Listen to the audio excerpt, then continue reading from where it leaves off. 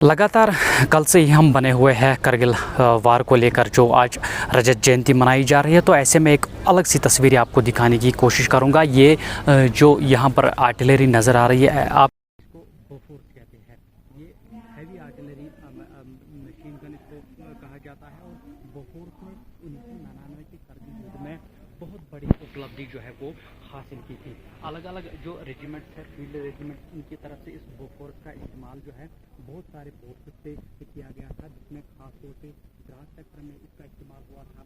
और साथ ही साथ सोलोलिंग .140.487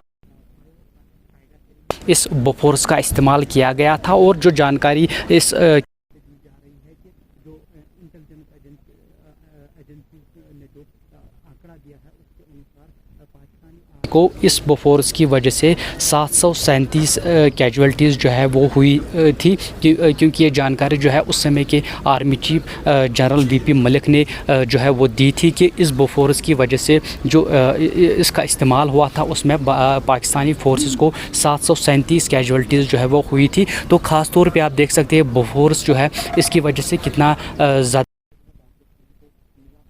तोलोलिंग से लेकर जो टाइगर हिल है या .5140 वहाँ पर इस बोफोर्स का इस्तेमाल किया गया था। और इसमें जितने भी फील्ड रेजिमेंट्स ने इस बोफोर्स का इस्तेमाल किया था, उसमें 4 जो ऑफिसर्स हैं उनको वीर चक्र से सम्मानित किया गया। और साथ साथ 3 जो ऐसे ऑफिसर्स और जवान हैं उनको युद्ध सेना मेडल दिया गया। और साथ साथ 34 ऐसे बहादुर जिनको सेना मेडल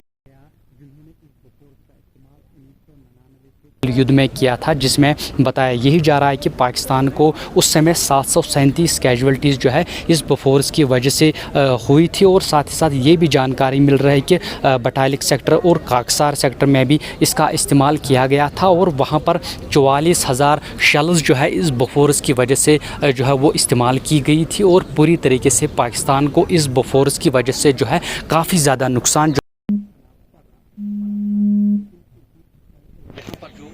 जा रही है। इसके साथ साथ की तस्वीरें मैंने आपको दिखाई कि बोफोर्स की तस्वीरें और इसकी क्षमता के बारे में आपको पूरी तरीके से पता ही है। और इस ने कितना कारगर ये साबित हुई है 1999 के युद्ध में, ये भी हमने आपको जानकारी दी। क्योंकि जो इंटेलिजेंस एजेंसीज़ का एस्टिमेट 37 कैजुअल्टीज़ जो है इस बोफोर्स की वजह से 1999 के करगिल युद्ध में पाकिस्तानी सेना को हुई थी।